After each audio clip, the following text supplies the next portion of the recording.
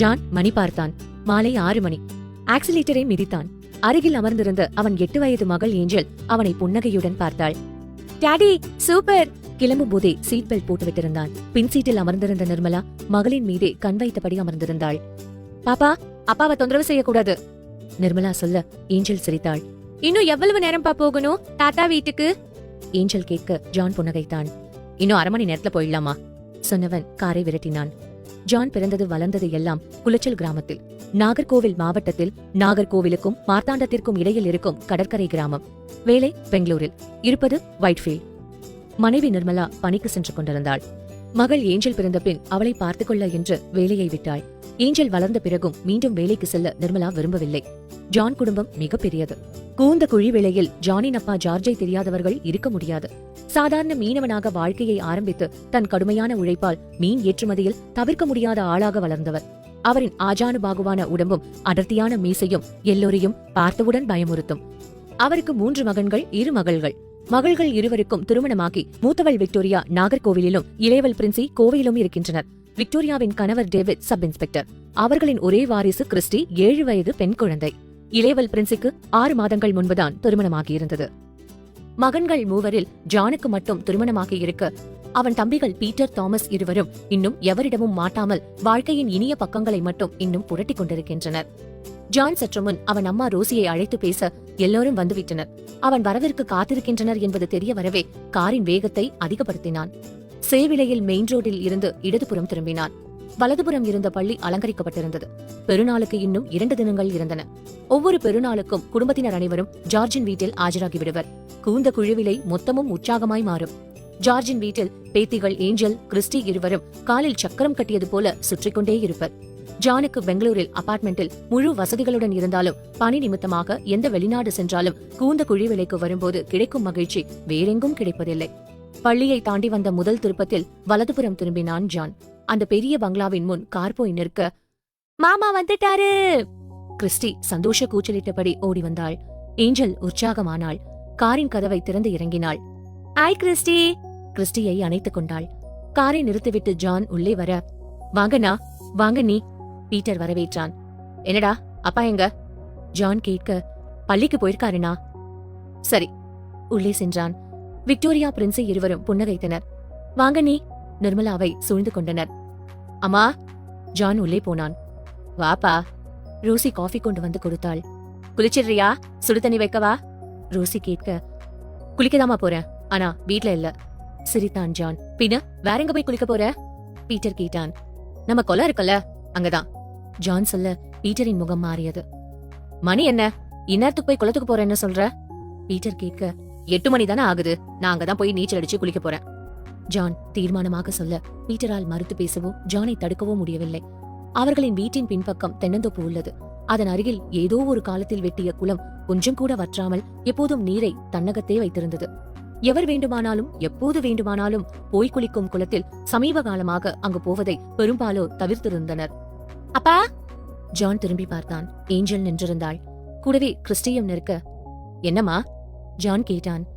நாங்களும் குளத்துக்கு வரோம்பா. ஏஞ்சல் சொல்ல நிர்மலா கோப பார்வை பார்த்தாள். குழந்தைங்க நீர்நிலைக்கு நைட் நேரம் போக கூடாது. நிர்மலா சொல்ல, அப்பா பிளீஸ் பா.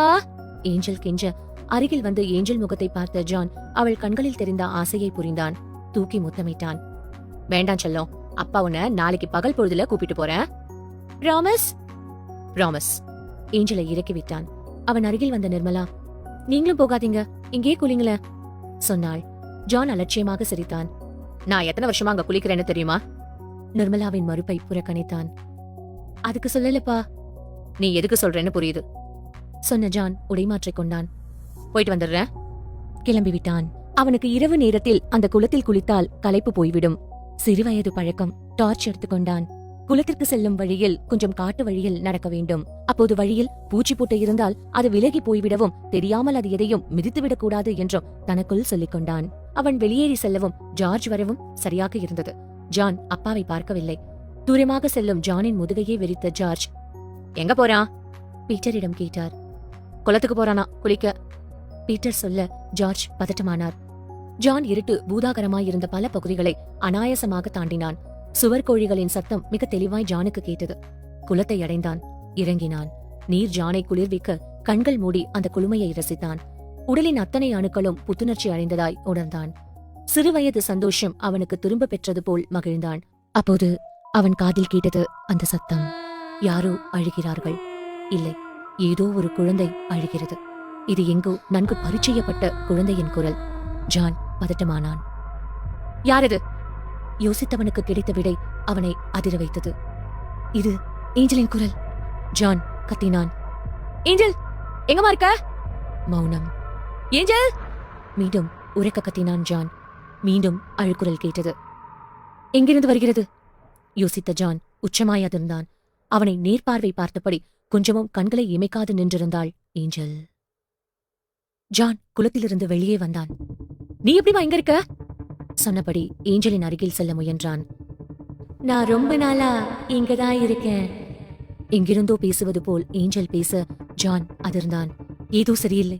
முதலில் ஏஞ்சலை அழைத்துக் கொண்டு வீட்டிற்கு ஓடிவிடு. மூளை கட்டளை பிறப்பிக்க முன்னோக்கி நடக்க முயன்றவன் முடியாமல் அப்படியே நின்றான். ஏய்! யாரோ அவனை இறுக்கி பிடிப்பது போல உணர்ந்தான். யாரிது? விடுங்க! ஏஞ்சல், வீட்டுக்கு போமா! ஜான் கத்த. என்ன பயமா இருக்கா? பயப்படு, இன்னும் 2 நாள் இருக்கு. முழுசா 2 நாள் இருக்கு. ஏஞ்சல் அவனை பார்த்து சொல்ல, ஏஞ்சல் என்னாச்சு உனக்கு? கேட்கும் போதே மயக்கமானான். மயக்கம் தெளிந்து பார்க்கும்போது, அண்ணா இப்ப பரவாயில்லையா? பிரின்சி கேட்க தான் இருப்பது தன் வீட்டில் என்று உணர்ந்தான். எனக்கு என்னாச்சு பீட்டர்? குளத்துல குளிக்க போய் மயக்கம் போட்டு கிடந்த. நல்ல வேலையா அப்பா என்ன அனுப்பி பார்க்க சொன்னாரு. நான் வந்ததால நல்லதா போச்சு. பீட்டர் இயல்பாய் பேச அவன் மேல் ஜானுக்கு நம்பிக்கை வந்தது. இருந்தாலும் அங்க ஏஞ்சல் எப்படி வந்தா? ஜான் எழுந்தான். நிமி! நிர்மலாவை அழைக்க அவனுக்கு ஜூஸ் எடுத்துக்கொண்டு உள்ளே வந்தாள். என்னாச்சுங்க? கேட்டவள், இந்தாங்க சாப்பிடுங்க. ஜூஸ் கொடுத்தாள். வாங்கி உரி மூச்சில் குடித்தான். ஏஞ்சல் எங்க? தூங்கிட்டா. தூங்கிட்டாளா? ஆமாங்க. நிமி சொல்லுங்க. நான் குளத்துக்கு குளிக்க போகும்போது ஏஞ்சல் எங்க இருந்தா? ஏஞ்சலும் கிறிஸ்டியும் விளையாடினாங்க. 2 பேரும் சாப்பிட்டு தூங்கிட்டு இருக்காங்க. ஆமா, இது எதுக்கு கேக்குறீங்க? நிர்மலா அவன் கண்களை ஊடுருவினாள். இல்ல, விஷயம் ஒண்ணு இல்ல, சும்மாதான் கேட்டேன் சமாளித்தான். மனதில் ஒரு பேரதிர்ச்சி. குளக்கரையில் பார்த்தது ஏஞ்சல் இல்லை. அப்போ அது யார்? இன்னும் 2 நாள்ல பள்ளியில் பெருநாள் வச்சுக்கிட்டு இன்னும் ஏற்பாடுகள் சரியா செய்யாம இருக்கிறது எனக்கு சமாதானமாகல. ஜார்ஜ் அலைபேசியில் பேசியது கேட்டது. ஜானுக்கு தூக்கி வாரி போட்டது. இன்னும் 2 நாள் இருக்கு. குளக்கரையில சொன்னது இங்கே பொருந்தது. அப்படின்னா பெருநாள் அன்று ஏதோ ஒண்ணு நடக்க போகுது. மூளை எச்சரித்தது. எழுந்தான். ஜார்ஜின் அறைக்கு சென்றான். அப்பா வாப்பா, எப்படி இருக்கு இப்போ? என்னப்பா, குளத்துல குளிச்சேன். அப்போ சொல்லுப்பா. ஏஞ்சல் பெயரை கவனமாக தவிர்த்தான். அங்க ஏதோ ஒரு வித்தியாசமா? ஜான் சொல்லும் போதே ஜார்ஜ் புன்னகைத்தார். தெரியும்பா. ஜார்ஜ் சொல்ல ஜான் அதிர்ந்தான். என்னப்பா சொல்றீங்க? அந்த குளத்துல யாரும் இப்போ குளிக்கிறது இல்ல. நீ என்கிட்ட கேட்டிருக்கணும் குளிக்க போறதுக்கு முன்னாடி. ஆனா தப்பு பண்ணிட்ட ஜான். அப்பா சரி, அங்க என்ன நடந்தது? ஒண்ணு விடாம சொல்லு. அங்க போன நான் குளத்துல குளிச்சேன். அப்போ யாரோ அழற சத்தம் கேட்டுச்சு. மேல சொல்லு. யாரோ நின்னுட்டு இருந்த மாதிரி இருந்தது. யாருன்னு பார்க்கலாம்னு நினைச்சேன். அப்போ யாரோ என்ன இறுக்கி பிடிச்சிட்டாங்க. இல்ல, பிடிச்சத மாதிரி ஒரு உணர்வு. என்னால ஒண்ணுமே பண்ண முடியலப்பா. அப்போ பயமா இருக்கா? பயப்படு, இன்னும் 2 நாள் இருக்குன்னு ஒரு குரல். என்ன சொல்ற ஜான்? ஜார்ஜ் அதிர்ந்தார். இன்னும் 2 நாள்ல பெருநாள் இருக்கு. பதட்டமானவர் ஜானிடம் குனிந்தார். நல்லா யோசிச்சு சொல்லு. அது மனுஷனா இல்ல வேற மாதிரியா? அவரின் கேள்வி அவனை அதிர வைத்தது. என்னப்பா சொல்றீங்க? வேற மாதிரினா? அதாப்பா, இந்த ஆவி அப்படி ஏதாவது? தெரியலப்பா. உன் காதுல குரல் கேட்டுச்சுன்னு சொன்னியேப்பா. ஆமாப்பா, கேட்டுச்சு. அப்ப கண்டிப்பா அங்க ஒரு உருவம் இருந்திருக்கணுமே. ஜார்ஜ் தீர்மானமாய் சொல்ல ஜான் கலவரமடைந்தான். ஏஞ்சல் அங்க இருந்தத சொல்லிடலாமா? ஒரு நிமிடம் வந்த யோசனையை புறக்கணித்தான் ஜான். சொன்னால் அப்பா குழந்தை என்றும் பாராமல் தண்டித்து விடுவார். இப்போதைக்கு சொல்லாமல் இருப்பதுதான் நல்லது என்று யோசித்த ஜான் ஏஞ்சல் உறங்கும் அறைக்கு சென்றான். படுக்கையில் ஏஞ்சல் இல்லை. அதிர்ந்த ஜான் சுற்றுமுற்றும் பார்த்தான். கட்டிலுக்கு கீழே ஏஞ்சல் உட்கார்ந்திருந்தாள். ஜான் தயங்கினான். ஏஞ்சல் மெதுவாக அழைத்தான். ஏஞ்சல் திரும்பாமல் இருந்தாள். ஜான் மீண்டும் அழைத்தான். ஏஞ்சல் திரும்பினாள். அப்பா! ஏஞ்சல் அழைக்க நல்ல வேலை, ஏஞ்சல் தான். மனதில் நிம்மதி பெருமூச்சு விட்டபடி ஏஞ்சலை நெருங்கினான். தூங்கலையாப்பா? தூங்கிட்டு இருந்தப்பா, ஆன்ட்டி எழுப்பி விட்டுட்டாங்க கேட்ட ஜான் பதறினான். என்னமா சொல்ற? யார் உன்னை எழுப்பி விட்டது? பதட்டமாக கேட்டவனின் முகத்தை பார்த்து சொன்னாள் ஏஞ்சல். உங்களுக்கு பின்னாடி நின்னுட்டு இருக்காங்களேப்பா, அவங்கதான் ஏஞ்சல் சொல்ல ஜானுக்கு தூக்கி வாரி போட்டது. என்ன சொல்கிறாள் ஏஞ்சல்? எனக்கு பின்னால் யாரோ இருக்கிறார்களா? ஏஞ்சலின் அறைக்குள் வந்தது நான் மட்டும்தான். என் பின்னாடி இருப்பது யார்? பார்க்கலாமா? நினைத்தவனுக்கு வியர்த்து ஊற்றியது. கண்ணாடியில் பார்த்தான். இரவின் நீல விளக்கு அவனை மங்களாய் காட்ட, அவனுக்கு பின் ஒரு உருவம் காற்றாய் கண்ணாடியில் காட்ட ஜான் அதிர்ச்சியானான். அப்பா, சொல்லுமா. பயப்படாதீங்கப்பா. சரிம்மா. இன்னும் 2 நாள் ஆன்ட்டி யாரையும் எதுவும் பண்ண மாட்டாங்கப்பா. என்னமா சொல்ற? ஆன்ட்டி சொன்னதை சொன்னேன்பா. ஜான் பார்த்து கொண்டிருக்கும் போதே காற்று அறையில் பயங்கரமாய் வீசியது. அப்பா! ஏஞ்சல் அழுதாள். ஜான் தவித்தான், துடித்தான். என்னமாச்சு? யாராவது வாங்க! குரல் எழுப்ப பலமுறை முயன்றும் ஒரு வார்த்தையும் வெளியில் வர முடியா அவஸ்தைக்கு ஆளானான். அப்பா, என்னால முடியலப்பா. ஏஞ்சல்! ஜான் அலறினான். ஆன்ட்டி என்கிட்ட இருந்து போக சொல்லுங்கப்பா. ஏஞ்சலின் குரல் உச்சஸ்தாயில் ஒலித்தது. ஏஞ்சலின் உடல் திமிரியது. யாரோ பிடித்துக் கொண்டது போல் உடலை முறுக்கினாள். சட்டென்று ஒரு அமைதி. ஏஞ்சல் கட்டிலில் கிடந்தாள். ஏஞ்சல்! அம்மா ஏஞ்சல்! என்னமாச்சு? ஜான் அழாக்குறையாய் அருகில் சென்றான். இந்த முறை பெருநாள் கொண்டாட வந்தது என்னோட தப்பு, ஜான் தனக்குள் நினைத்தான். அப்பா! ஏஞ்சல் அழைக்க ஜான் மலர்ந்தான். மகளின் முகம் பார்க்க ஏஞ்சல் அவனை மர்ம புன்னகையுடன் பார்த்தாள். சொல்லுங்கப்பா. வாமா, நம்ம ரூமுக்கு போலாம். ஜான் சொல்ல. நான் வரலப்பா, கொஞ்சம் வேலை இருக்குப்பா. ஏஞ்சல் சொல்ல. என்ன வேலை ஏஞ்சல்? இன்னும் 2 நாள் தான்ப்பா சொன்ன ஏஞ்சல் தலையணையை சரியாக வைத்தபடி தூங்க முற்பட்டாள். ஒன்றும் புரியாத ஜான் வெளியே வர. என்னங்க? புதிய குரல். யாரது? ஏஞ்சல் தான் பேசுகிறாள். சொல்லு ஏஞ்சல். நான் ஏஞ்சல் இல்லை. ஏஞ்சல் சொல்ல ஜான் உறைந்தான். என்ன குளத்தக்கரையில இருந்து வீட்டுக்கு கொண்டு வந்ததுக்கு ஒரு பரிசு. ஜான் திகைத்தான். ஏஞ்சலையே பார்த்தான். உன்னை மட்டும் வலிக்காம பாத்துக்கிறேன் சொன்ன ஏஞ்சல் புன்னகையுடன் தொடர்ந்தாள். உன்னை கொலை பண்றப்போ உனக்கு வலிக்காம பாத்துக்கிறேன், உன்னை கொலை பண்ணும்போது. ஏஞ்சல் சொல்ல ஜான் அதிர்ந்தான். உடனடியாக அந்த அறையை விட்டு வெளியே வந்தான். இப்ப என்ன பண்ணலாம்? யாரோ ஏஞ்சல் உடம்புல இருக்காங்க. அது யாருன்னு எப்படி தெரிஞ்சுக்கிறது? இன்னும் 2 நாள் தான் இருக்கு கோயில் திருவிழாக்கு. அப்பா கிட்ட விஷயத்தை கொண்டு போலாமா? ஜான் ஒரு நொடி யோசித்தான். வேண்டாம், இப்போதைக்கு இந்த விஷயம் யாருக்கும் தெரிய வேண்டாம். மாறி மாறி வந்த யோசனைகள் அவனை பதட்டத்தில் தள்ளின. நிமிக்கிட்ட விஷயத்த சொல்லலாமா யோசித்தான். வேண்டாம், அவளுக்கு தெரிஞ்சா எல்லாருக்கும் தெரிஞ்சிடும். மனம் சொல்ல அப்போது அவனுக்கு அவன் நண்பன் ஷரத்தின் ஞாபகம் வந்தது.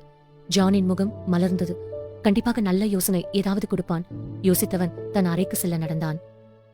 சுவர் கோழிகளின் சத்தம் மட்டும் கேட்டுக்கொண்டிருந்த நள்ளிரவு நேரம். ஏதோ சத்தம் கேட்டு தாமஸ் விழித்துக் கொண்டான்.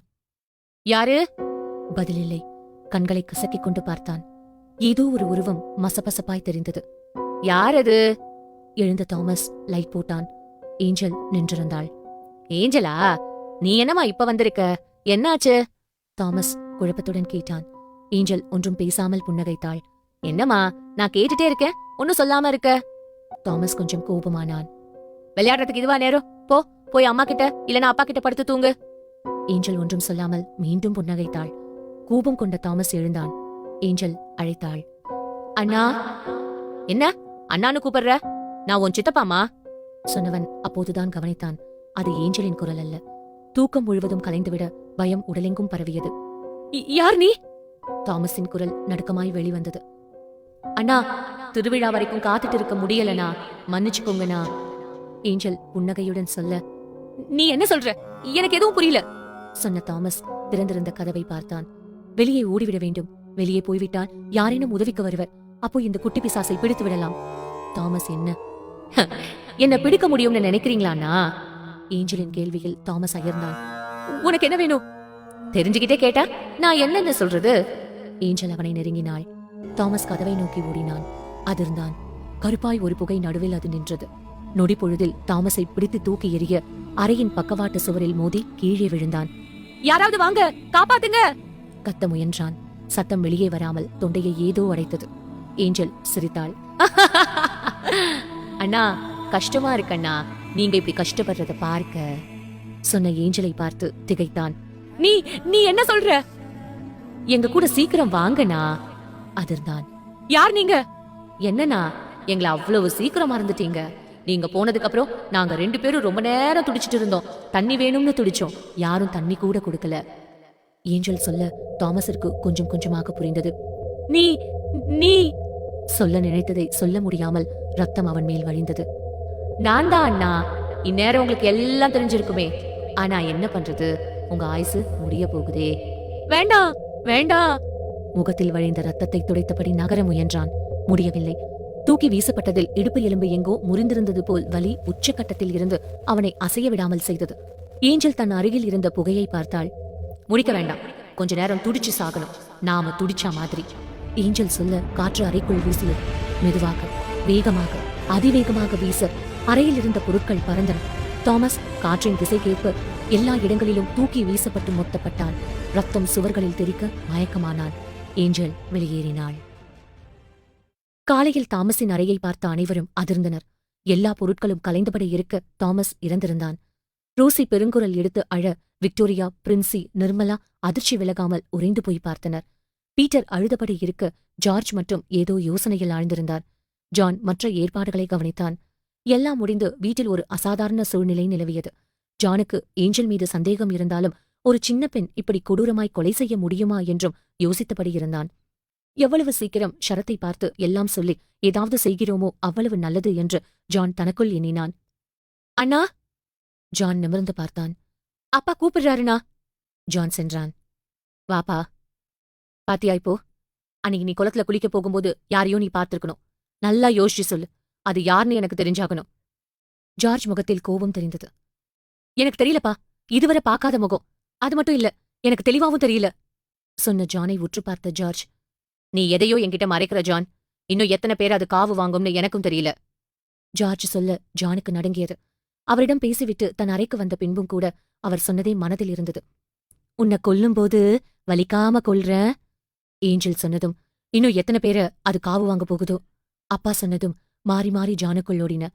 அப்பாவிற்கு ஏதோ தெரிந்திருக்கிறது. அது அவர் சொன்னால் மட்டும்தான் தெரியும். இனியும் தாமதிக்கக்கூடாது. ஷரத்திற்கு அழைப்போம். முடிவெடுத்தவன் அலைபேசியை எடுத்தான். புதிய வீடியோ ஒன்று வந்திருப்பதாக இருந்த குறுஞ்செய்தியை அழுத்தினான். பதட்டமானான். தாமஸ் இறக்கும் முன் ஜானுக்கு வாட்ஸ்அப்பில் அனுப்பிய வீடியோ. அண்ணா, இன்னும் கொஞ்ச நேரத்துல நான் செத்துடுவேன். உன் பொண்ணு இங்க வந்திருந்தா. அவளும்... தாமஸ் மூச்சிரைத்தபடி பேசினான். எனக்கு ஒண்ணு, எல்லாரும் பத்திரமா இருங்க. அண்ணா, உன் பொண்ணு ஏஞ்சல் இப்போ ஏஞ்சலா இல்ல. அவ உடம்புக்குள்ள இருக்கிறது தென்றல்.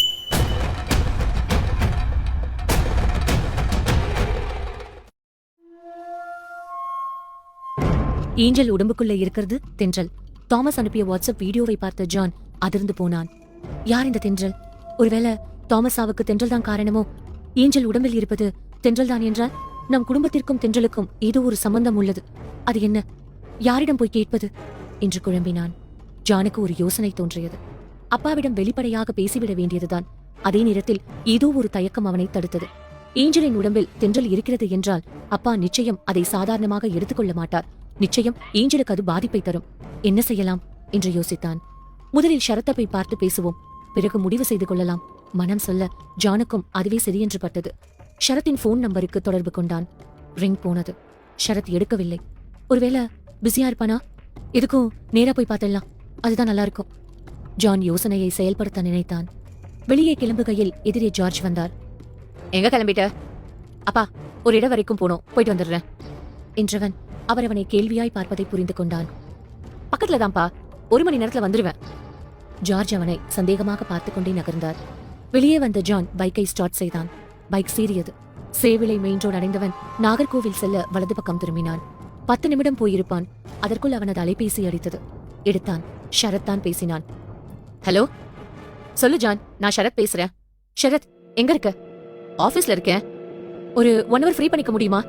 வா ஜான், ஒன்னும் பிரச்சனை இல்ல. சரி, நேர்ல பேசிக்கலாம். அங்கதான் வந்துட்டு இருக்கேன். Okay John. பேசிவிட்டு அலைபேசியை பாக்கெட்டில் வைத்த ஜான் பைக்கை விரட்டினான். ஷரத்தின் ஆபீஸ் மண்டே மார்க்கெட் தாண்டி அமைந்திருந்தது. ஆபீஸ் அடைந்தவன் பைக்கை நிறுத்தினான். மாடிப்படியில் ஏறினான். கண்ணாடி கதவை தள்ளி திறந்தான். ரோலிங் சேரில் அமர்ந்திருந்த ஷரத் புன்னகைத்தான். வா ஜான், என்ன இவ்வளவு தூரம்? சிரித்தபடியே கேட்டவன் பெல்லை அழுத்தினான். ஒரு பெண் எட்டி பார்த்தாள். 2 காஃபி. ஷரத் சொல்ல அவள் தலையசைத்து போனாள். ஜான் உட்கார்ந்தான். மூச்சு வாங்கினான். ஜானின் உடல் மொழியை ஷரத் கவனித்தான். என்ன ஜான், உனக்கு எதுவும் பிரச்சனையா என்ன? ஷரத் கேட்க, ஜான் ஆம் என்று தலையசைத்தான். ஓகே, முதல்ல ரிலாக்ஸ் பண்ணிக்கோ. பிரச்சனை என்னன்னு விளக்கமா சொல்ல எனக்கு. ஷரத் கேட்க ஜான் சொல்ல ஆரம்பித்தான். கோவில் திருவிழாவிற்கு குடும்பத்துடன் வந்தது. வந்த அன்று அருகிலிருந்த குளத்தில் குளிக்கப் போனது. குளத்தில் குளிக்கும் போது தெரிந்த ஏஞ்சலின் மாய தோற்றம், அதன் பிறகு தான் அடைந்த மயக்கம், ஏஞ்சலின் அறைக்கு செல்லும் போது தனக்கு பின்னால் இருந்த கருப்பு உருவம், அந்த கருப்பு உருவம் ஏஞ்சலை ஆக்கிரமித்தது, தாமஸ் கொல்லப்பட்டது, தாமஸ் அனுப்பிய வாட்ஸ்அப் வீடியோ, தன் தந்தை ஜார்ஜின் சந்தேகத்திற்கிடமான நடவடிக்கைகள் எல்லாவற்றையும் ஜான் விலாவரியாக ஷரத்திடம் எடுத்துரைக்க ஷரத் உன்னிப்பாய் கேட்டுக்கொண்டான். ஜான், நீ சொன்னதிலிருந்து எனக்கு ஒண்ணு புரியுது. சொல்லு ஷரத். அந்த வாட்ஸ்அப் வீடியோ வச்சு பார்க்கும்போது தென்றலுக்கு இல்லனா தென்றல சேர்ந்தவங்களுக்கு உன் குடும்பத்துல யாரோ என்னமோ பண்ணியிருக்காங்க. அது என்னன்னு முதல்ல கண்டுபிடிக்கணும். அது எப்படி முடியும்?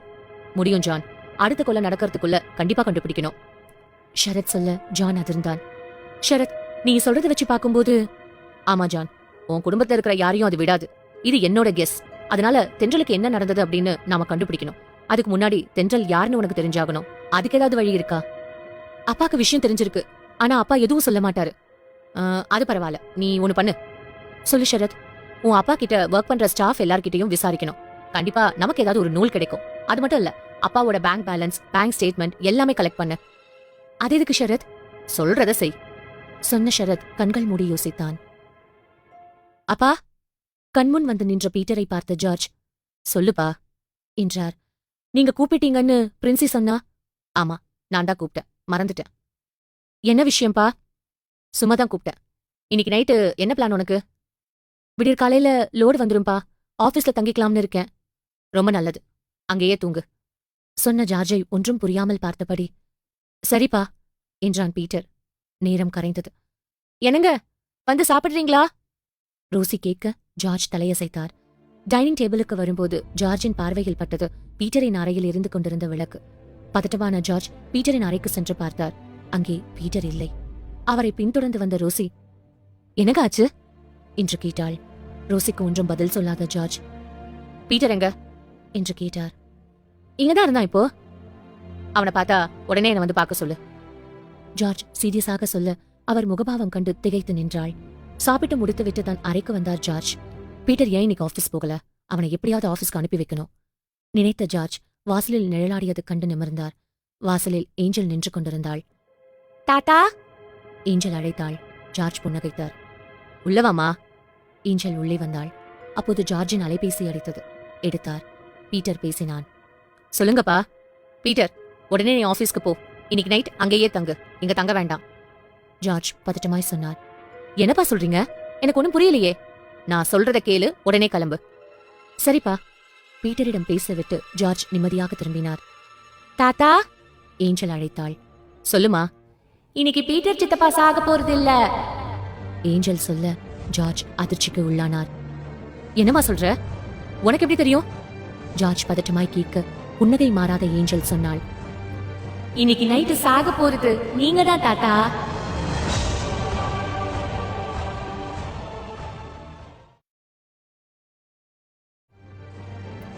இன்னைக்கு நைட்டு சாக போறது நீங்க தான் தாத்தா ஏஞ்சல் சொல்ல ஜார்ஜ் அதிர்ந்தார். என்ன சொல்ற நீ? கோபமாய் ஏதோ சொல்ல ஜார்ஜ் முயன்றார். தொண்டையிலிருந்து எந்த வார்த்தையும் வெளிவரவில்லை. யாரையாவது கூப்பிடலாம் என்று நினைத்தார். எவ்வளவோ முயற்சி செய்தும் வாயிலிருந்த வார்த்தை வெளியே வரவே இல்லை. அவரின் அவஸ்தையை பார்த்த ஏஞ்சல் சிரித்தாள். என்ன தாத்தா, ஒன்னும் பண்ண முடியலையா? கேட்டவள் அவரையே இமைக்காமல் பார்த்தாள். ஏஞ்சல் கட்டளையிட்டாள். தாத்தா. சொல்லுமா. அந்த டேபிள் பக்கத்துல போங்க. ஜார்ஜ் டேபிளின் அருகில் சென்றார். அது மேல இருக்கிற கத்தியை எடுங்க தாத்தா. ஜார்ஜ் எடுத்தார். ஏஞ்சல் அவர் மீதிருந்த விழிகளை எடுக்கவில்லை. விழிகளால் கட்டளையிட்டாள். ஜார்ஜ் எஜமான் கட்டளையை சிரமேற்கும் அடிமை போல் அந்த கத்தியால் தன் மணிக்கட்டை அறுத்துக் கொண்டார். ரத்தம் பீரிட்டது. அவர் கீழே விழுவதை சந்தோஷமாக பார்த்துக் கொண்டிருந்தாள் ஏஞ்சல். மறுநாள் ஜார்ஜ் இறந்திருந்ததைக் கண்ட அனைவரும் அவர் தற்கொலை செய்து கொண்டதாக நினைத்தனர். ஒன்றும் புரியாமல் குழம்பினர். ரோசி அழுது அழுது ஓய்ந்து இருந்தாள். நடப்பதற்கெல்லாம் காரணம் ஏஞ்சல்தான் என்று ஜான் புரிந்தான். ஆனாலும் இதை எங்கு போய் சொல்வது என்று உள்ளேயே தவித்தான். அன்று மாலை ஜார்ஜை அடக்கம் செய்து வந்த ஜான் வீட்டில் அமர்ந்திருந்த நேரம் ஷரத் வீட்டுக்கு வந்தான். ஜான், சொல்லு ஷரத், கொஞ்சம் என் கூட வர முடியுமா? எங்க போறோம்? ப்ளீஸ் வா சொல்றேன். ஷரத் சொல்ல ஜான் தலையசைத்தான். இருவரும் வீட்டிலிருந்து வெளியேறினர். ஷரத் காரில் வந்திருந்தான். ஜான் ஏறிக்கொள்ள ஷரத் காரை கிளப்பினான். அரை மணி நேரத்தில் ஷரத் தன் அலுவலகத்தை அடைந்தான். ஒன்றும் புரியாமல் ஷரத்தை ஜான் பின்தொடர்ந்தான். உட்காரு ஜான். ஷரத் சொல்ல ஜான் அவனுக்கு எதிரில் உட்கார்ந்தான். உள்ளே இருந்து ஒரு போட்டோவை எடுத்து போட்டான் ஷரத். இவனை தெரியுமா ஜான்? கொஞ்சம் பார்த்து சொல்லு. ஷரத் காண்பித்த போட்டோவில் மெலிதாய் தாடி வைத்த ஒருவன் நேர்பார்வை பார்த்தபடி முறைத்துக் கொண்டிருந்தான். அந்த போட்டோவை பார்த்த ஜான், இல்ல ஷரத், இவனை நான் எங்கேயும் பார்க்கலையே. இவனோட பெயர் ஜோஸ். இவன் அக்கௌண்ட்டுக்கு உங்க அப்பாவோட அக்கௌண்ட்ல இருந்து 2 மாசத்துக்கு முன்னாடி 5 லட்சம் ரூபாய் போயிருக்கு. அப்படின்னா இவன் உங்க அப்பாவுக்கு நல்லா தெரிஞ்சவன், சரியா? ஜான் ஷரத்தை பார்த்தான். அப்போ என்ன சொல்ல வர ஷரத்? ஜான், நான் சொல்றத நல்லா கேளு. இந்த ஜோஸ் நல்லவன் இல்ல. சொன்ன ஷரத்தை பார்த்தான் ஜான். உங்க அப்பா என்னமோ பெருசா தப்பு பண்ணியிருக்காரு. அந்த தப்பு தான் இப்ப குடும்பத்தை துரத்தி அடிக்குது. ஷரத் சொல்ல ஜான் திகிலாய் பார்த்தான். எனக்கு ஒரு ஐடியா தோணுது. சொல்லு ஜான். இவனை விசாரிச்சா நமக்கு தேவையான விவரங்கள் கிடைக்கும், கரெக்டா? கரெக்ட் தான். ஆனா ஒரு சின்ன சிக்கல் இருக்கு. என்ன சிக்கல் ஷரத்? ஜோஸ் இப்போ உயிரோட இல்ல, செத்துட்டான். ஷரத் சொல்ல ஜான் தளர்ந்தான். இப்ப நாம என்ன பண்ண போறோம் ஷரத்? யோசிப்போம், சொன்ன ஷரத். இப்போ உன் குடும்பத்துல மிச்சம் இருக்கிறது நீயும் உன் தம்பி பீட்டரும். கொஞ்ச நாள் 2 பேரும் வீட்டுல தங்கறது வேண்டாம். ஜான் யோசித்தான். என்ன யோசிக்கிற ஜான்? எல்லார்கிட்டயும் என்ன சொல்றதுன்னு தெரியலையே. ஏதாவது சொல்லி சமாளி. நீயும் வீட்டுல தங்கறது ரொம்ப ஆபத்தானது. ஷரத் சொல்ல ஜான் தலையசைத்தான். அரசு துவக்கப்பள்ளி படிக்கிற பிள்ளைங்க ஆர்வத்தை அதிகப்படுத்தணும். அதுக்கு பலமுறை நான் உங்ககிட்ட சொல்லியும் நீங்க இதுவரை ஒன்னும் செய்யல. ஆனா வந்த கொஞ்ச நாள்ல செயல்முறையில கல்வியை மாற்றி எல்லா குழந்தைங்க மனசுல ஆர்வத்தை கொண்டு வந்த மேரி டீச்சரை உங்க எல்லாரின் சார்பா நான் பாராட்டுறேன். தலைமை ஆசிரியர் மணி சொல்ல மீட்டிங்கில் இருந்தவர்கள் எல்லோரும் கைத்தட்ட மேரி டீச்சர் என்று எல்லாராலும் அழைக்கப்படும் சகாய மேரி எழுந்தாள். எல்லாரையும் பார்த்து கும்பிட்டாள். உட்காருமா. இந்த சின்ன வயசுல எத்தனையோ குழந்தைங்க அன்ப சம்பாதிச்சிருக்கமா. உன்னை நினைச்சா பெருமையா இருக்குமா? மூத்த ஆசிரியை பிரகாசி சொல்ல அனைவரும் மேரியை பெருமையாக பார்த்தனர். நீங்க எல்லாரும் என்ன பாராட்டினீங்க, அது உங்க பெருந்தன்மை. நான் பெருசா ஒன்னும் பண்ணல. குழந்தைங்க ஆர்வமா படிக்க வைக்க இருக்கிற பொருளை வச்சு என்னென்ன பண்ண முடியும் கத்து கொடுத்தேன், அவ்வளவுதான். எல்லாருக்கும் என் நன்றி, சொன்ன மேரி தன் வகுப்பறையை நோக்கி நடந்தாள். மேரி 4ஆம் வகுப்பில் வகுப்பாசிரியை. இந்த வகுப்பிற்கு வந்து 2 வாரங்களே ஆகியுள்ளதால் இன்னும் குழந்தைகளுடன் நன்றாக பழகவில்லை. மேரி வகுப்பில் நுழைந்தாள். எல்லோரும் எழுந்து நின்றனர். புன்னகைத்தாள். உட்காருங்க. உட்கார்ந்தனர். எல்லோர் முகத்தையும் பார்த்த மேரியின் கவனத்தை கடைசி வரிசையில் பாவமாய் அமர்ந்திருந்த ஒரு சிறுமி கவனத்தை ஈர்த்தாள். வகுப்பை முடித்துவிட்டு அழைத்து பேச வேண்டும் முடிவெடுத்த மேரி அறிவியல் பாடத்தை எளிய முறையில் விளக்கினாள். இப்போ என் கையில இருக்கும் டஸ்டரை தூக்கி போடுறேன், என்னாகும்? தூக்கி போட்டாள். அது கீழே விழுந்தது. இப்படிதான் மரத்தின் மேலிருந்த ஆப்பிள் ஒண்ணு கீழே விழுந்துருச்சு. இதுக்கு காரணம் புவி ஈர்ப்பு விசை. இதை முதலா உலகிற்கு சொன்னவர் நியூட்டன். மேரி சொல்ல அவள் முக பாவங்களிலும் வார்த்தைகளுக்கு எங்கெங்கு அழுத்தம் கொடுக்க வேண்டுமோ அங்கு கொடுத்த அழுத்தமும் குழந்தைகளை மேரியை முழுவதும் கவனிக்க வைத்தன. வகுப்பு முடியும் நேரத்தில் மேரி அந்த சிறுமியிடம் சென்றாள். என் கூட வா. அவள் பயந்தாள். பயப்படாத, ஒன்னும் செய்ய மாட்டேன். அவள் கையை பிடித்தாள் மேரி. தன் சேம்பருக்கு சிறுமியை அழைத்து போனாள். தான் சாப்பிட வைத்திருந்த லஞ்ச் பாக்ஸ் எடுத்து அந்த சிறுமியிடம் கொடுத்தாள். சாப்பிடு. மேரி சொல்ல அந்த சிறுமி மறுத்தாள். சொன்னா கேட்கணும், சாப்பிடு. காலையில ஒன்னும் சாப்பிடலையா? மேரி கேட்க அவள் இல்லை என்று தலையசைத்தாள். சாப்பிடு. மேரி பாக்ஸ் ஓபன் செய்து கொடுத்தாள். அந்த சிறுமி தயங்கி தயங்கி சாப்பிட்டாள். மேரியை பார்த்து புன்னகைத்தாள். அப்பாடா, சிரிச்சிட்ட. காலையில ஏன் சாப்பிடல? அம்மா சமைக்கலையா? மேரி கேட்க அந்த சிறுமி சோகமாக சொன்னாள். எனக்கு அம்மா இல்ல டீச்சர். மேரி அவள் கைகளை பற்றிக் கொண்டாள். கவலைப்படாத, உனக்கு என்ன பிரச்சனைனாலும் டீச்சர் நான் இருக்கேன், சரியா? மேரி கேட்க அந்த சிறுமியின் முகத்தில் ஒளி. ஆமா, உன் பேர் என்ன? மேரி கேட்க அந்த சிறுமி சொன்னாள். தென்றல்.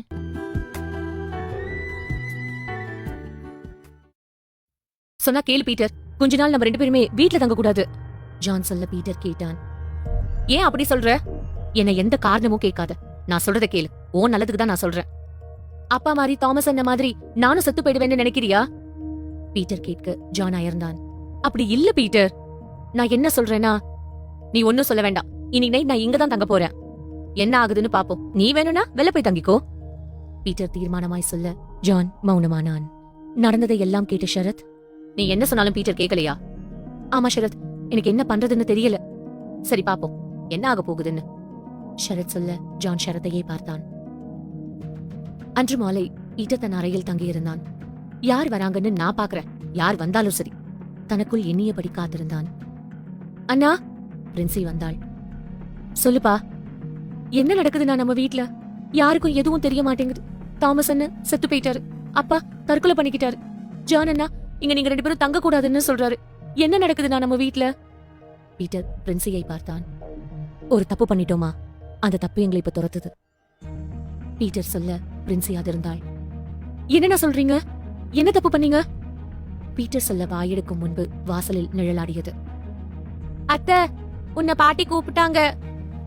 ஏஞ்சல் சொல்ல பிரின்சி அங்கிருந்து கிளம்பினாள். ஏஞ்சல் புன்னகைத்தாள். பீட்டர் சொன்னான், உனக்காக தான் காத்துட்டு இருக்கேன் ஏஞ்சல். பீட்டரின் முகத்தில் புன்னகை. தெரிஞ்சிடுச்சா? ஏஞ்சல் கேட்க, அப்பா ரூமுக்கு கடைசியா போனது நீ. அப்பா தற்கொலை பண்ணிக்கிட்டாங்கன்னு மத்தவங்க வேணும்னா நினைக்கலாம், நான் நினைக்க முடியாது. அப்பா எப்படின்னு எனக்கு எல்லாமே தெரியும் சொன்ன பீட்டர் ஏஞ்சல் எதிர்பாராத ஒரு வினாடியில் அவளை தாக்கினான். பீட்டரின் கையில் இருந்த தடி ஏஞ்சலின் தலையை தாக்கியது. அதை எதிர்பாராத ஏஞ்சல் கீழே விழுந்தாள், மயக்கமானாள். பீட்டர் சுற்றுமுற்றும் பார்த்தான். யாரும் இல்லை. மயங்கி கிடந்த ஏஞ்சலை தரதரவென்று அறைக்குள் இழுத்து கட்டிலுக்கடியில் போட்டான். என்ன குட்டி பிசாசே, நீ என்ன கொல்ல போறியா? இங்கேயே கெட. எல்லாரும் போனதுக்கு அப்புறம் வந்து உன்னை மேல அனுப்பி வைக்கிற. பீட்டர் விஷம புன்னகையுடன் வெளியே வந்தான். ரோசி, நிர்மலா, பிரின்சி எல்லோரும் அவனை பயத்துடன் பார்த்தனர். பயப்படாதமா, இன்னைக்கு எனக்கு ஒன்னும் ஆகாது. பீட்டர் சொல்ல ரோசிக்கு கொஞ்சம் நிம்மதியாயிருந்தது. பிரின்சி மட்டும் அந்த தப்பு என்னவா இருக்கும் என்று யோசித்தாள். நேரம் ஓடியது. எல்லோரும் தூங்கிவிட பீட்டர் தன் அறைக்கு சென்றான். கட்டிலுக்கு அடியில் குனிந்து பார்த்தான். ஏஞ்சல் இன்னும் மயக்கத்தில் இருந்தாள். சமையல் அறையில் இருந்து கொண்டு வந்திருந்த கத்தியை எடுத்தான். ஏஞ்சலை இழுத்து வெளியில் போட்டான். கத்தியை எடுத்தான். ஏஞ்சலின் கழுத்தில் கத்தியை வைத்தான். என்னையா கொல்ல வர? செத்து தொலை சொன்னவன் கத்தியை அழுத்த முற்படுகையில், என்னது சத்தம்? பீட்டர் திடுக்கிட்டான். வெளியிலிருந்து டிரான்ஸ்பார்மரில் நெருப்பு பொறி பறந்தது. என்னவென்று வேடிக்கை பார்ப்பதற்குள் கரண்ட் போனது. பீட்டர் பதட்டமானான். கரண்ட் போனால் கண்டிப்பாக எல்லோரும் எழுந்து விடுவர். சீக்கிரமா ஏஞ்சலை கொண்டுட்டு யாருக்கும் தெரியாம டிஸ்போஸ் பண்ணியாகணும். தன் அலைபேசியில் டார்ச் லைட்டை உயர்ப்பித்தான். கீழே பார்த்தவன் உச்சமாய் அதிர்ந்தான். ஏஞ்சல் அங்கு இல்லை. பரபரப்புடன் தேடினான்.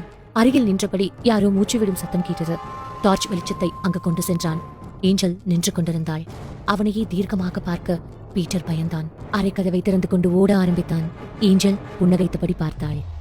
பதட்டத்தில் மாடி படிக்கட்டுகளில் ஓடியவன் மொட்டை மாடியை வந்தடைந்தான். பின்னால் ஏஞ்சல் வரவில்லை என்று உணர்ந்து நிம்மதியடைந்தான்.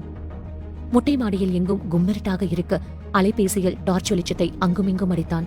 அப்போது அலைபேசி தொலைக்காட்சிக்கு பக்கத்தில் வைத்தாற்போல் என்று சத்தம் எழுப்பியது. பீட்டர் அதிர்ந்தான். யாரோ இங்கு இருக்கிறார்கள். பதட்டத்தில் டார்ச் லைட்டை கண்டபடி திருப்பினான். மாடியின் கைப்பிடி சுவரில் சாய்ந்தபடி நின்று கொண்டிருந்த ஒரு உருவம் கண்ணுக்கு தென்பட்டது. பதறிய பீட்டர், யாரு என்று கேட்டான். உருவம் ஒன்றும் பேசவில்லை. இறங்கி தப்பித்து விடலாம் என்று பீட்டர் நினைக்க ஏஞ்சல் படிக்கட்டுகளில் ஏறி வந்து கொண்டிருந்தாள். சித்தப்பா, கத்திய மறந்துட்டீங்க, அதான் கொடுத்துட்டு போலான்னு வந்தேன். ஏஞ்சல் பீட்டரின் கையில் கத்தியை கொடுத்தாள். பீட்டர் வியர்த்தான். வேண்டாம், என்ன ஒண்ணு பண்ணாத, விட்டுடு. அலற நினைக்க தொண்டையில் இருந்த சப்தம் எழவில்லை. அம்மா, மாடிக்கு யாராவது வாங்க, பீட்டர் சொல்ல முற்பட்டான். அவன் குரல் அவனுக்கே கேட்கவில்லை.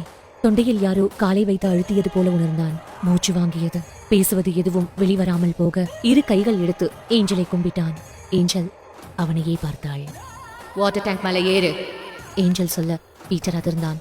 மறுப்பாய் தலையை ஆட்டினான். ஏஞ்சல் உருவத்தை பார்த்தாள். உருவம் புகையாய் அவன் மேல் படிந்தது. யாரோ பீட்டரை பிடித்து தூக்கியது போல் உணர்ந்தான். மாடியின் விளிம்பில் தலைகீழாய் தொங்கினான். திமிர முயன்று தோற்றான். பயமாய் ஏஞ்சலை பார்க்க ஏஞ்சலின் முகத்தில் புன்னகை. ஏஞ்சல் புகையை பார்த்து கண் காட்ட பீட்டர் கீழே ஏ ஏ ஏ போனவன் தரையை அடையும் போது வேகமாய் தரையை அடைந்து தலை சிதறினான். ரத்தம் தெறிக்க கண்கள் நிலைத்தபடி இறந்து போனான். சவப்பெட்டியில் இருந்த பீட்டரை கண்கள் கலங்க பார்த்தான் ஜான். அருகில் ஷரத் நின்றிருந்தான். எவ்வளவோ முறை சொன்ன ஷரத், என் பேச்ச கேட்கல அவன். ஜான் சொல்ல ஷரத் யோசனையில் ஆழ்ந்தான். என்னாச்சு? நீ ஒருத்தந்தா இருக்க, இன்னும் நம்ம கவனமா இருக்கணும். ஷரத் சொல்ல ஜானுக்கு அப்பவே தூக்கி வாரி போட்டது. நிர்மலா அருகில் வந்தாள். சொல்லுமா. கோயில் திருவிழாக்கு தான் ஊருக்கு வந்தோம். இப்ப வந்த இடத்துல 3 பெரிய காரியம் நடந்துடுச்சு. நம்ம சீக்கிரமா பெங்களூருக்கு போலாங்க, இங்க இருக்கிறதுக்கே பயமா இருக்குங்க, நிர்மலா சொல்ல ஜான் தலையசைத்தான். யதார்த்தமாக திரும்பிய ஜான் அதிர்ந்தான். ஏஞ்சல் நின்றிருந்தாள். அவனையே புன்னகையுடன் பார்த்தபடி. ஏஞ்சல் ஜானை பார்ப்பதை ஷரத்தும் பார்த்தான். ஜானை வெளியே கூப்பிட்டான். வெளியே வந்தான் ஜான். ஜான், இப்ப நமக்கு அதிக டைம் இல்ல. எவ்வளவு சீக்கிரம் தென்றல் யாரு, தென்றலுக்கு என்ன நடந்ததுன்னு கண்டுபிடிக்கணும். எவ்வளவு சீக்கிரம் கண்டுபிடிக்கிறோமோ அவ்வளவு நல்லது நமக்கு. அது மட்டும் இல்ல, ஏஞ்சலை காப்பாத்தணும். ஏஞ்சல் உடம்புக்குள்ள இருக்கிற தென்றலுக்கு நீ எதிரி, ஏஞ்சலுக்கு நீ அப்பா. ஆனா ஏஞ்சல் உடம்புல இருக்கிற தென்றலால் உனக்கு ஆபத்து தான் அதிகம். உன்னை பழிவாங்க முடியாம போயிட்டா ஏஞ்சல் உயிருக்கும் ஆபத்து வரும். ஷரத், நீ சொல்றது எனக்கு ரொம்ப பயமா இருக்கு. பயப்பட்டாலும் உண்மை அதுதான். இப்ப நான் என்ன பண்ணணும்? என் கூட கிளம்பி வா. எனக்கு ஒரு சின்ன க்ளூ கிடைச்சிருக்கு. அதை வச்சு மேற்கொண்டு விசாரிப்போம். ஜான் அங்கு நின்று கொண்டிருந்த தன் மைத்துனர் டேவிடிடம் காரியங்களை பார்த்துக்கொள்ள சொல்லிவிட்டு ஷரத்துடன் கிளம்பினான். ஜான் காரில் ஏறிக்கொள்ள ஷரத் காரை படுவேகமாக ஓட்டினான். கார் நாகர்கோவிலிருந்து திருநெல்வேலிக்கு செல்லும் சாலையில் திரும்பியது. ஜான் குழம்பினான். ஷரத், எங்க போற இப்ப நம்ம? சொல்றேன் சொன்ன ஷரத் காரை இன்னும் வேகப்படுத்தினான்.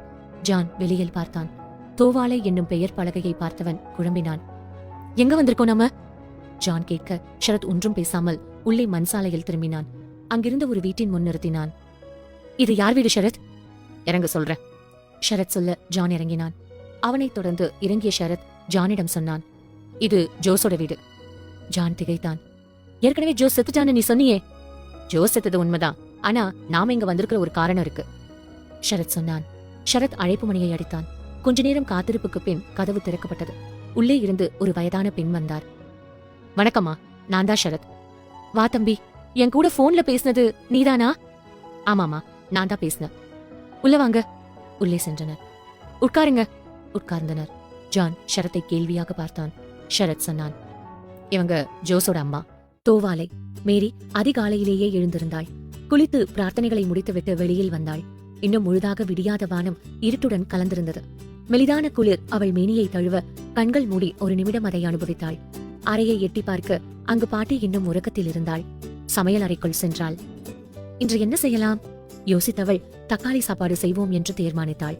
சமையலில் ஈடுபடும் போது தென்றலின் நினைவு வர அவளுக்கும் சேர்த்து செய்து கொண்டு போலாம் என்று தீர்மானித்த மேரி தென்றலுக்கும் சேர்த்து சமைத்தாள். அரை மணி நேரத்தில் சமையல் முடிந்தது. பாட்டி எழுந்திருந்தார். என்ன பாட்டி, காஃபி போட்டு தரவா கேட்ட மேரியை பார்த்து புன்னகைத்தார். பாட்டிக்கு காஃபி போட்டு தந்துவிட்டு, பாட்டி நான் கோவிலுக்கு போயிட்டு வரேன், வீட்டை பாத்துக்கோங்க சொன்ன மேரி வீட்டிலிருந்து இறங்கினாள். கோவிலுக்கு செல்லும் வழியில் நடந்தாள். மணி பார்த்தாள். 6:30 மணியாக. பிரார்த்தனை கூட்டம் இன்னும் சற்று நேரத்தில் தொடங்கும். எண்ணிய மேரி நடையை விரைவாக்கினாள். அப்போது ஒரு அலறல் சத்தம் கேட்டது. மேரி திடுக்கிட்டாள். சத்தம் வந்த திசையை நோக்கி ஓடினாள். அங்கே ஒரு பெண் தப்பித்து ஓட எத்தனைக்க அவளை இருவர் பிடித்து டாடா சுமோவில் வலுக்கட்டாயமாக ஏற்றினர். மேரி பதறினாள். சாலை வெறிச்சோடி இருந்தது. ஜீசஸ் மேல் பாரத்தை போட்டுவிட்டு அவர்களிடம் சென்றாள். யார் நீங்க? எதுக்கு அந்த பொண்ணை தூக்கி கார்ல போடுறீங்க? மேரி கேட்க அந்த இருவரில் ஒருவர் சிரித்தான். டேய், இங்க வந்துட்டாடா பாரு, வைஜெயந்தி ஐபிஎஸ். அவன் சொல்ல மற்றவன் மேரியிடம் வந்தான். யார் நீ? உனக்கு என்ன இங்க வேலை? நீ வேலையை பார்த்துட்டு போ. என் வேலையை நான் பார்த்துட்டு போறேன் சொன்ன மேரி தொடர்ந்தாள். அந்த பொண்ணை விடுங்க. அவன் கண்டு கொள்ளாமல் டிரைவர் சீட்டில் ஏறி அமர்ந்தான். மேரி பாய்ந்தாள். அவனை தடுத்தாள். உச்சமாய் கோபம் கொண்ட அவன் மேரியை தள்ளிவிட்டான். மேரிக்கு பதட்டத்தில் என்ன செய்வதென்று தெரியவில்லை. தன் மொபைலை எடுத்து வண்டி நம்பரை போட்டோ எடுத்தாள். டாடா சுமோவில் உள்ளிருந்த அந்த பெண் அலறினாள். சேச்சி, என்ன ரட்சிக்கணும் சேச்சி. மேரி சுதாரித்து எழுவதற்குள் டாடா சுமோ கிளம்பி போனது. பார்வையிலிருந்து மறைந்தது. கீழே விழுந்ததில் பட்ட சிராய்ப்பு காயங்கள் எரிய அவற்றை கண்டுகொள்ளாத மேரியின் மனம் முழுவதும் அந்த பெண்ணின் மீதே இருந்தது. மொபைலை எடுத்தாள். ஆர்டிஓ ஆபீஸில் வேலை பார்க்கும் தன் நண்பன் சங்கருக்கு போன் செய்தாள். ரிங் போனது. Hello Mary, good morning. Shankar சொல்ல. Good morning. தூங்கிட்டு இருக்கியா? இல்ல மேரி, எழுந்துட்டேன். சொல்லு. எனக்கு ஒரு ஹெல்ப் வேணும். சொல்லு, பண்ணிடுவோம். ஒரு வண்டி நம்பர் அனுப்புறேன். அது யாரோட வண்டின்னு தெரியணும். என்னாச்சு மேரி, எதுவும் ப்ராப்ளமா? இல்ல சங்கர், அதெல்லாம் ஒண்ணு இல்ல. இந்த வண்டியோட ஓனர் மட்டும் கண்டுபிடிச்சு கொடு. ஓகே மேரி, ஆபீஸ் போனதுக்கு அப்புறம் பார்த்து சொல்லிடுறேன். தேங்க்ஸ் சங்கர். அதன் பிறகு மேரி பிரார்த்தனை கூட்டத்தில் கலந்து கொண்ட போதும் அவளது நினைவு முழுவதும் சேச்சி என்ன ரட்சிக்கணும் என்று கதறிய பெண்ணின் மீது மட்டுமே இருந்தது. பள்ளிக்கு போன பின் குழந்தைகளின் முகத்தை பார்த்ததும் அவளுக்கு சற்று நிம்மதியாக இருந்தது. பள்ளிக்கு போனதும் முதல் வேளையாக தென்றலை கூப்பிட்டு தான் கொண்டு வந்திருந்த தக்காளி சாதம் ஆம்லெட் கொடுத்து சாப்பிட வைத்தாள் மேரி. டீச்சர். சொல்லுமா. நீங்க எதுக்கு எனக்கு சாப்பாடு கொண்டு வரீங்க? ஏமா, நான் கொண்டு வரக்கூடாதா? எதுக்கு உங்களுக்கு கஷ்டம் டீச்சர்? தென்றல் பெரிய மனுஷி போல் கேட்க மேரிக்கு சிரிப்பு வந்தது. தென்றலை அணைத்துக் கொண்டாள். டீச்சருக்கு ஒரு கஷ்டமும் இல்ல. நீ டெய்லி வந்து என் கூட சாப்பிட்டு போ, சரியா? மேரி கேட்க தென்றல் பூ போல் சிரித்தாள். மேரியின் அலைபேசி அடித்தது. எடுத்து பார்த்தாள். சங்கர். சொல்லு சங்கர், அட்ரஸ் கிடைச்சதா? ஆமா மேரி, நோட் பண்ணிக்கோ. சங்கர் சொன்னான். ஜார்ஜ், கூந்த குழி விலை.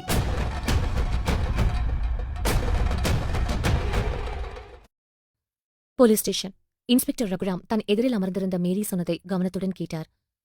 அந்த டாடா சுமோல ஒரு பொண்ணை கடத்தினதா சொல்றீங்க. நம்பர் பிளேட்ட போட்டோ எடுத்திருக்கீங்க. அவங்க 2 பேருன்னு சொன்னீங்க. அவங்கள யாராச்சும் ஒருத்தனா இல்ல அந்த பொண்ணையோ போட்டோ எடுத்திருந்தா இந்நேரம் அந்த ஜார்ஜை தூக்கி இங்க உட்கார வச்சிருப்பேன். அந்த பதட்டமான சூழ்நிலையில எனக்கு இதான் சார் பண்ண முடிஞ்சது. பரவாயில்ல, இப்ப என்ன சார் பண்ணலாம்? விசாரிப்போம். ஆனா அவனை ஒரு கட்டத்து மேல அழுத்த முடியாது. எதுக்காக அந்த பொண்ணை தூக்கினான்னு தெரியாது. பொண்ணு வேற மலையாளின்னு சொல்றீங்க. நம்ம சைடு ஒன்னும் பண்ண முடியாது. சரி, நான் விசாரிக்கிறேன் சொன்ன ரகுராம். மேரி, உங்களை நான் பாராட்டுறேன். யாருக்கோ ஒண்ணுன்னு போகாம அக்கறையோட இருக்கீங்களே. Thanks sir. ரகுராம் ஜீப்பை எடுத்தார். கூந்தக்குழி விலைக்கு ஜீப் கிளம்பியது. ஐயா, உங்களை பார்க்க இன்ஸ்பெக்டர் வந்திருக்காரு. என்ன விஷயமா? உங்ககிட்ட தான் சொல்வாராம். வர சொல்லு. இன்ஸ்பெக்டர் ரகுராம் உள்ளே நுழைந்தார். சொல்லுங்க, என்ன விஷயமா, என்ன பார்க்கணும்?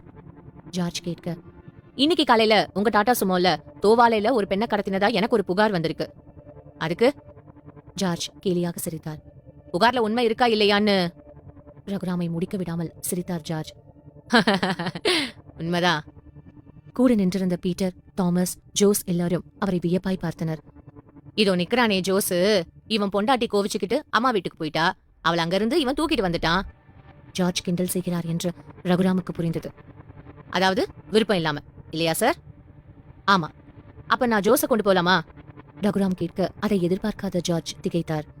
வா ஜோஸ், போலாம். சார் சொல்லிட்டாரே. ரகுராம் சிரிக்க, வேண்டாம் சார், இதெல்லாம் நல்லதுக்கே இல்ல சொன்ன ஜோஸ் சொல்லி முடிக்கும் முன் கடுமையாய் அறை வாங்கினான். உள்ளே ரத்தம் சூடாய் வர கைகளால் வாயை புத்திக்கொண்டு துடித்தான். போலீஸ்காரனுக்கு எது நல்லது எது கெட்டதுன்னு தெரியும். எனக்கு சொல்லி தெரியாடா நீ ராஸ்கல்? ரகுராம் சொல்ல ஜார்ஜ் கோபமானார். உன்னை இன்னும் 10 நாள்ல இந்த இடத்துல இருந்து மாத்தி காட்டுறேன். ரகுராம் சிரித்தார். அதுக்குள்ள எனக்கு நீ செய்த தப்புக்கு ஒண்ணுல ஆதாரம் கிடைச்சா கூட உன்னை உயிரோட வச்சு தோலை உரிச்சிடுவேன். ரகுராமின் கண்களை பார்த்த ஜார்ஜ் பயந்தார். ரகுராம் கிளம்பி போய்விட ஜோஸ் ஆவேசமானான். இதெல்லாம் அவ கொடுத்த புகார் தான். யார் ஜோஸ்? ஜார்ஜ் அருகில் வந்து கேட்டார். அந்த ஸ்கூல் டீச்சர் ஒருத்தி காலையில என்னையும் பீட்டரையும் பார்த்துட்டா. ஜார்ஜின் கண்கள் சிவந்தன. அவ கம்ப்ளைண்ட் கொடுத்திருக்கா, அதான் இவன் வந்துட்டு போயிருக்கான். அவ எங்களை பார்த்துட்டாப்பா. அப்ப ஏன்டா அவளை விட்டுட்டு வந்தீங்க? ஜார்ஜ் கேட்க, அப்பா பீட்டர், நாம பண்றது பெரிய நெட்வொர்க். எவனுக்கு ஆர்கன்ஸ் வேணுமோ அவனுக்கு பொறுத்துற ரத்த வகையில யார் யார் எங்க இருக்காங்கன்னு தகவல் கிடைச்சு அவங்கள கடத்தி நம்ம நெட்வொர்க்ல இருக்கிற ஹாஸ்பிட்டல்ல அவங்க ஆக்சிடென்ட்ல செத்த மாதிரி கொலை பண்ணி பிரெயின் டெத் பண்றோம். ஆர்கன்ஸ் எடுக்கிறோம். இதுல ஒரு சின்ன தீப்பொறி இருந்தாலும் பெரிய நெருப்பா மாறி நாமெல்லாம் அழிஞ்சிடுவோம். இன்ஸ்பெக்டர் வேற நம்மள கண்கொத்தி பாம்பா கவனிச்சிட்டு இருக்கான். அவனுக்குன்னு சரியான ஆதாரம் கிடைச்சிருந்தா இந்நேரம் நாம லாக்அப்ல இருந்திருப்போம். அதனால சற்று இடைவெளி விட்ட ஜார்ஜ் ஜோஸை பார்த்தார். அவளை கொண்டு வந்துடுறேன் ஐயா. ஜோஸின் கண்களில் வெறி. அப்பா, பீட்டர் அழைத்தான். சொல்லு. எங்க கொண்டு வர்றது? இங்கேயே வா. இங்க வேணா. நாளைக்கு நம்ம வீட்ல அம்மா இல்ல. நாம 3 பேர் தானே. நாளைக்கு நம்ம வீட்டுக்கு அவளை கொண்டு வந்துடுங்க. அங்க வச்சு அவளை முடிச்சிடுவோம். ஜார்ஜ் சொல்ல பீட்டரும் ஜோஸும் தலையசைத்தனர். மறுநாள் வழக்கம் போல் மேரி அதிகாலையில் எழுந்தாள். குளித்து சமையல் கட்டில் நுழைந்தாள். முன்தினம் தென்றல் பேசியது எண்ணத்தில் ஓடியது. டீச்சர். சொல்லுமா. நாளைக்கு எதையோ சொல்ல வந்த தென்றல் சொல்லாமல் புன்னகை மட்டும் செய்ய, இங்க வா பக்கத்தில் கூப்பிட்டு வைத்தவள். என்னம்மா, என்னன்னு சொல்லு என்கிட்ட. நாளைக்கு எனக்கு பர்த்டே டீச்சர். வாவ். மேரி தென்றலை அணைத்துக் கொண்டாள். Many more happy returns my dear. தென்றல் சிரித்தாள். நாளைக்கு உனக்கு என்ன கிஃப்ட் வேணும்? அதெல்லாம் வேணா டீச்சர். வேற என்ன வேணும்? நீங்க என் கூடவே இருக்கணும் டீச்சர், எப்பவும். அவ்வளவுதானே? சரி, இருக்கேன். ப்ராமிஸ்? ப்ராமிஸ். தென்றல் சிரித்தாள். மேரி தென்றலுக்கு பிடிக்கும் என்று கேசரி செய்தாள். வழக்கமான ஆசிரியை மாணவி உறவை தாண்டி ஏனோ தென்றலை மேரிக்கு நிறையவே பிடித்திருந்தது. அன்று பள்ளிக்கு சென்றவுடன் தென்றலை அழைத்து சாப்பிட வைத்தாள். என்ன தென்றல், பர்த்டேன்னு சொன்ன? புது ட்ரெஸ் எங்க? இதுதான் டீச்சர் இருந்துச்சு. சரி, சாயங்காலம் ஸ்கூல் விட்டு போயிடாத. நீயும் நானும் ஒன்னா போறோம், புது ட்ரெஸ் வாங்குறோம். நான் உன்னை வீட்ல விட்டுடுறேன். மேரி சொல்ல தென்றல் ஒன்றும் சொல்லாமல் மேரியையே பார்த்தாள். என்னடா அப்படி பாக்குற? மேரி கேட்க அவள் எதிர்பாராத நொடியில் தென்றல் அவள் கன்னத்தில் முத்தமிட்டாள். வகுப்பிற்கு ஓடிவிட்டாள். மேரி நெகிழ்ந்தாள். சாயங்காலம் தென்றலை கூப்பிட்டுட்டு ஷாப்பிங் போனோம். அவளுக்கு என்னென்ன வேணுமோ வாங்கிக்கிட்டோம். தனக்குள் நினைத்தாள். மேரியின் அலைபேசி அடித்தது. எடுத்தாள். இன்ஸ்பெக்டர் ரகுராம். சொல்லுங்க சார். நேத்து போய் விசாரிச்சனா, ஆளு மாட்டல. ஒருத்தன் என்கிட்ட அரை வாங்கியிருக்கான். எதுக்கும் நீங்க ஜாக்கிரதையா இருங்க. அவனுங்க ரொம்ப பெரிய நெட்வொர்க். சார், அப்ப அவங்கள ஒண்ணும் பண்ண முடியாதா? அந்த பொண்ணு நிலைமை என்ன சார்? ரகுராம் மௌனமானார். சாரி, we are helpless சொன்னவர் போனை வைத்துவிட மேரி பெருமூச்சு விட்டாள். அன்று மாலை தென்றலை தன்னுடன் அழைத்துக் கொண்டு கிளம்பினாள். நாகர்கோவில் அழகிய மண்டபம் அடைந்தவள். Butterfly ladies and kids wear board மின்னியது. உள்ளே போனார்கள். தென்றல் கண்கள் விரிய பார்த்தாள். டீச்சர், சொல்லுமா. இங்க விலை அதிகமா இருக்குமா? அதெல்லாம் நீ கேட்க கூடாது. உனக்கு என்ன பிடிக்கும்னு பாரு, சொன்ன மேரி. இது ஓகேவா? இன்று ஒரு ரெட் கலர் ஃப்ராக் எடுத்து காட்ட தென்றல் தலையசைத்தாள். அங்கே ஷாப்பிங் முடித்துவிட்டு அருகில் இருந்த பிஸ்மி ஹோட்டலில் நுழைந்தனர். ஒரு சிக்கன் பிரியாணி, ஒரு டீ. டீச்சர், சாப்பிடலையா? இன்னைக்கு நீ சாப்பிட்டா எனக்கு போதும் தென்றல், மேரி சொல்ல தென்றல் புன்னகைத்தாள். அதே நேரம் வெளியே டாடா சுமோ நின்று கொண்டிருந்தது. ஐயா, ஜோஸ் கூப்பிட்டான். சொல்லு ஜோஸ். மறுமுனையில் ஜார்ஜ். ஒரு சின்ன பொண்ணு கூட இருக்கா, என்ன பண்றது? அந்த டீச்சர் வேற எங்கேயாவது கம்ப்ளைண்ட் பண்ணா நமக்கு சிக்கல், நீ தூக்கிடு. அந்த சின்ன பொண்ணு? ஜோஸ் இழுத்தான். இவ்வளவு தூக்கறதுக்கு அவ சாட்சியாக வேண்டாம். நீ ஒண்ணு பண்ணு. சொல்லுங்கய்யா. 2 பேரையும் தூக்கிடு.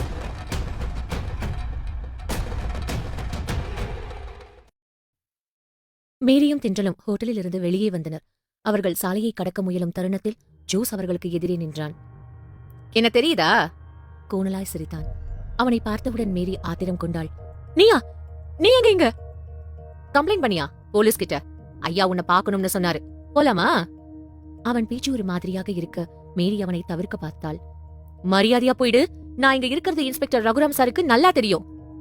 ரகுராம் பெயரை கேட்ட ஜோஸ் ஆத்திரமானான். தென்றலை தூக்கி ஜீப்பில் உட்கார வைத்தான்.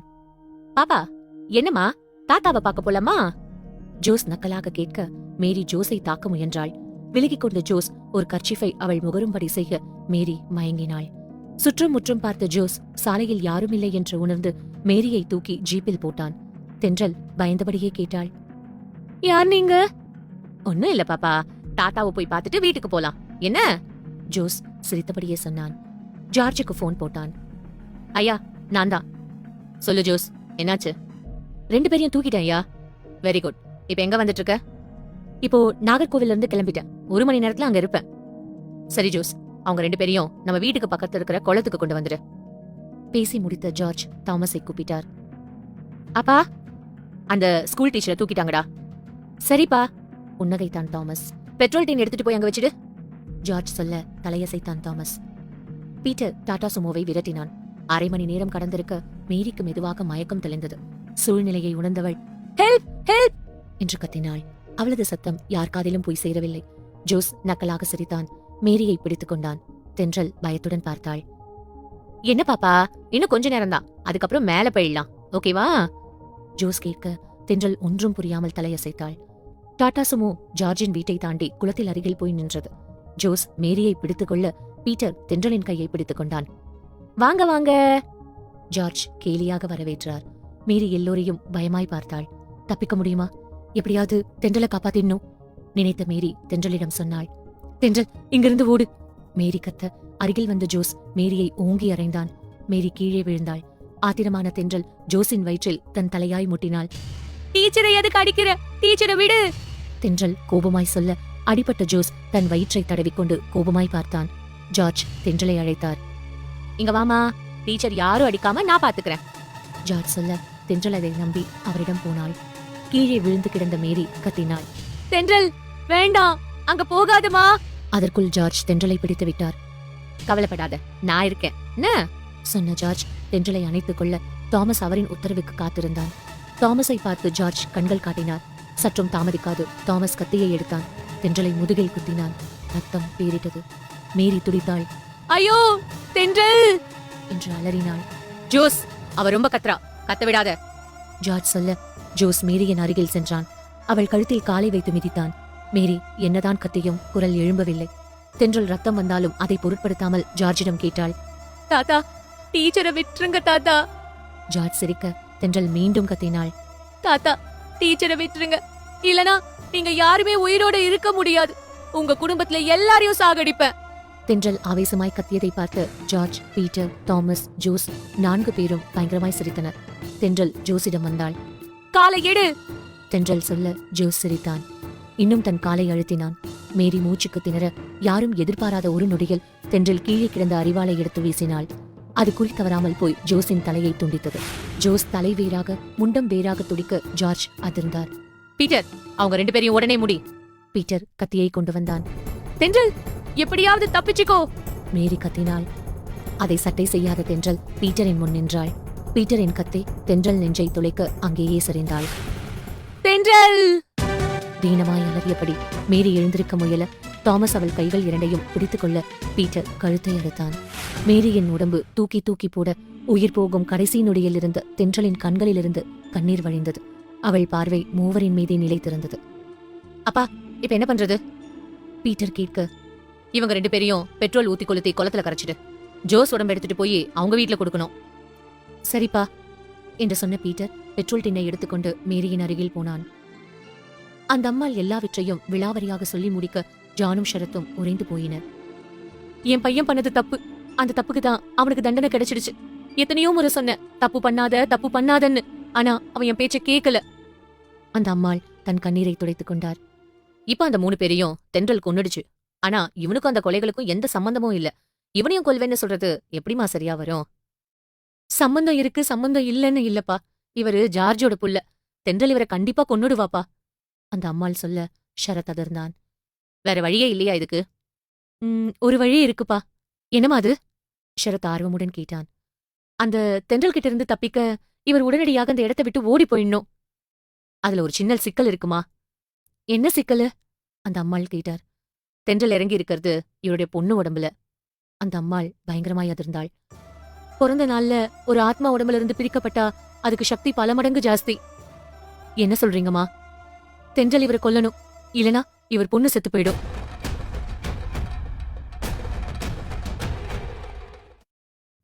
ஜோஸின் அம்மாவிடமிருந்து ஷரத்தும் ஜானும் விடை பெற்றனர். ஜான் உச்சக்கட்ட டென்ஷனில் இருந்தான். அவனை பார்த்த ஷரத் அவன் கையை பிடித்துக் கொண்டான். கவலைப்படாத ஜான், ஏதாவது பண்ணுவோம். சொன்னவனை பார்த்த ஜான், இன்னைக்கு நைட்டுக்குள்ள என்ன பண்ண முடியும் ஷரத்? கவலையோடு கேட்ட ஜானை ஆறுதல் படுத்தினான். இப்போ மணி 6, வீட்டுக்கு 9 மணிக்கு போன போதும். இடையில நமக்கு 3 மணி நேரம் இருக்கு. அந்த 3 மணி நேரத்துல நாம என்ன வேணாலும் செய்யலாம். எனக்கு நம்பிக்கை இல்ல ஷரத். நான் என் பொண்ணை பலி கொடுக்க விரும்பல. அதுக்கு நான் செத்து போயிடுறேன். ஜான் சொல்ல ஷரத் ஒன்றும் சொல்லாமல் அவனை பார்த்தான். இப்ப எங்க போயிட்டு இருக்கோம்? ஜான் ஷரத்தை கேட்டான். எனக்கு தெரிஞ்ச ஒரு இடத்துக்கு போறோம். ஷரத்தின் அலைபேசி அடித்தது. எடுத்து பார்த்தான். காரை ஓட்டிக்கொண்டே இடது கையால் செல்போனை எடுத்தான். சொல்லுங்க ஃபாதர், இருக்கீங்களா? இப்ப அங்கதான் வந்துட்டு இருக்கேன். ஓகே ஃபாதர், நேர்ல வந்து பேசுறேன். ஷரத், இப்ப என்ன எங்க கூட்டிட்டு போயிட்டு இருக்க? ஜான் கேட்க. அங்க போனதுக்கு அப்புறம் தெரிஞ்சுக்கலாம், வாயேன். அமைதியாக தீர்மானமாக ஷரத் சொல்ல ஜான் மௌனமானான். அரை மணி நேர பயணத்தில் கார் அங்கிருந்த ஒரு சர்ச் வளாகத்திற்குள் நுழைந்தது. இருவரும் இறங்கினர். அங்கு வந்த ஒருவரிடம் ஷரத் கேட்டான். ஃபாதர் பெர்னாண்டஸ் எங்க இருக்காரு? நேரா போய் பாருங்க, படிக்கட்டு பக்கத்துல ஃபர்ஸ்ட் ரூம். ஷரத் நன்றி சொல்லி நகர்ந்தான். ஜானுக்கு ஒன்றும் புரியவில்லை. இருந்தாலும் ஷரத்தை பின்தொடர்ந்தான். அறைக்கு வெளியிலிருந்து கதவை தட்டினான். S please. ஃபாதர், நான் ஷரத். போன்ல பேசினேனே. எஸ் வாங்க உட்காருங்க. ஷரத்தும் ஜானும் அமர்ந்தனர். இருவரையும் கூர்மையாக பார்த்தார் ஃபாதர் பெர்னாண்டஸ். ஷரத், நீங்க சொன்ன ஃப்ரெண்டு இவர்தானா? ஆமா ஃபாதர், சொன்ன ஷரத் நடந்த சம்பவங்களை மீண்டும் சுருக்கமாக ஒருமுறை அவரிடம் சொன்னான். ஃபாதர் பெர்னாண்டஸ் கண்களை மூடி யோசித்தார். நீங்க சொல்றதை வச்சு பார்க்கும்போது அந்த சின்ன பொண்ணு ரொம்ப ஆவேசமா இருக்கா. அவளை உங்க பொண்ணோட உடம்புல இருந்து பிரிக்கணும். அப்படி பிரிக்க முயற்சி பண்ணும்போது அந்த சின்ன பொண்ணு உங்க பொண்ணை கொல்ல வாய்ப்பு இருக்கு. ஃபாதர் பெர்னாண்டஸ் சொல்ல ஜான் அதிர்ந்தான். ஃபாதர், ஜான் அழைத்தான். சொல்லுங்க. ஏதாச்சும் பண்ணி என் பொண்ணை காப்பாத்துங்க. ஜான் கெஞ்சினான். கொஞ்ச நேரம் யோசித்த ஃபாதர் பெர்னாண்டஸ், உங்க பிரதர் அனுப்பிச்ச வாட்ஸ்அப் வீடியோவை ஒரு நிமிஷம் காட்டுங்க. தாமஸ் அனுப்பிய வீடியோவை எடுத்துக் கொடுத்தான் ஜான். ஃபாதர் அதை உன்னிப்பாக கவனித்தார். அவர் முகத்தில் புன்னகை பிறந்தது. அதை பார்த்த ஷரத் ஃபாதரின் முகத்தையே பார்த்தான். அந்த சின்ன பொண்ணு கூட இருக்கிற இன்னொரு ஆத்மா மேரி டீச்சர். சின்ன பொண்ண உங்க பொண்ணு கிட்ட இருந்து பிரிச்சாதானே தொந்தரவு. அதுக்கு பதிலா தென்றல் கூட இருக்கிற மேரி டீச்சரை தென்றல் கிட்ட இருந்து பிரிக்க முயற்சி பண்ணலாம். அப்படி பண்ணினா என்ன ஃபாதர்? மேரிய பிரிச்சுட்டோம்னா அந்த சின்ன பொண்ணு தனியா இருக்காது, உங்க பொண்ணை விட்டுட்டு போயிடும். ஃபாதர் சொன்னதை கேட்டு மலர்ந்தான் ஜான். ஆனா மேரி மேல ரொம்ப பாசமா இருக்கு அந்த சின்ன பொண்ணு. நாம மேரிய பிரிக்க முயற்சி பண்ணா தென்றலோட அதீத கோவத்திற்கு நாம ஆளாக வேண்டி வந்தாலும் வரலாம். அப்படி நடந்தா அதுதான் நம்ம எல்லாருக்கும் கடைசி நாள். சொன்னவரை பார்த்து ஷரத் சொன்னான். நமக்கு நாள் கணக்கெல்லாம் இப்ப இல்ல ஃபாதர், நேர கணக்கு மட்டும்தான் இருக்கு. ஷரத் சொன்னதை கேட்டு புன்னகைத்தார் ஃபாதர். தெரியும், ஏற்கனவே நீங்க போன்ல சொல்லி இருக்கீங்க. விக்டர்னு ஒருத்தருக்காக தான் காத்துட்டு இருக்கேன். அவருக்கு மீடியத்தை கண்ட்ரோல் பண்றதெல்லாம் அனுபவம் இருக்கு. மீடியம்னா? ஜான் இழுக்க ஷரத் தென்றல தான் சொல்றாரு. ஜான் காதில் கிசுகிசுத்தான். நேரம் கடந்து கொண்டே இருக்க ஜானுக்கு தவிப்பு கூடியது. கொஞ்ச நேரத்தில் விக்டர் வந்தான். சாரி ஃபாதர், லேட் ஆயிடுச்சு. அது பரவாயில்ல, உன் திங்ஸ் எல்லாம் எடுத்துக்கிட்டியா? ஃபாதர் கேட்க விக்டர் தலையசைத்தான். மணி பார்த்த ஷரத்திற்கு பதட்டம் கூடியது. ஃபாதர், போகலாமா? போலாம் ஷரத். நால்வரும் அவசரமாக போய் காரில் ஏறிக்கொண்டனர். ஷரத் காரை எடுத்தான். கார் சாலையில் சீறியது. ஃபாதர் காரில் ஜெபித்துக் கொண்டே வந்தார். விக்டர் ஓஜா போர்டு எடுத்து எதையோ பார்த்து கொண்டிருந்தான். கார் வீட்டை அடையும் போது மணி 9 ஆனது. இறங்கிய ஜான் அவசரமாய் உள்ளே ஓடினான். அவனை ஷரத், ஃபாதர், விக்டர் மூவரும் பின்தொடர்ந்தனர். விக்டோரியா, பிரின்சி, நிர்மலா மூவரும் பதட்டமாய் நின்று கொண்டிருக்க ஜான் அவர்களிடத்தில் விரைந்தான். என்னாச்சு நிர்மலா? எதுக்கு எல்லாரும் வெளியே நிக்கிறீங்க? ஜான் குரலை கேட்ட நிர்மலா அழுது கொண்டே ஓடி வந்தாள். ஜான், நம்ம ஏஞ்சல பாருங்க ஜான். நிர்மலா மேலே கை காட்ட மேலே பார்த்த ஜான் அதிர்ந்தான். மேலே மாடியின் கைப்பிடியின் சுவரில் ஏஞ்சல் தலைகீழாய் தொங்கிக் கொண்டிருந்தாள். ஜானை பார்த்தவள் அப்பா என்று கத்தினாள். ஏஞ்சல், என்னமா பண்ற? இறங்குமா கீழே. ஜான் பதட்டமாக, அப்பா என்ன விட மாட்டேங்கிறாங்கப்பா. என்னமா சொல்ற? நீங்க ஒண்ணு பண்ணினா என்ன விடுறாங்களாம்ப்பா. ஏஞ்சல் சத்தம் கேட்டது. சொல்லுமா, நான் என்ன பண்ணணும்? எதனால அப்பா உனக்காக பண்றேமா? ஜான் உரத்த குரலில் சொல்ல ஏஞ்சல் ஜானை பார்த்து கத்தினாள். தூக்கு மாட்டிக்கப்பா.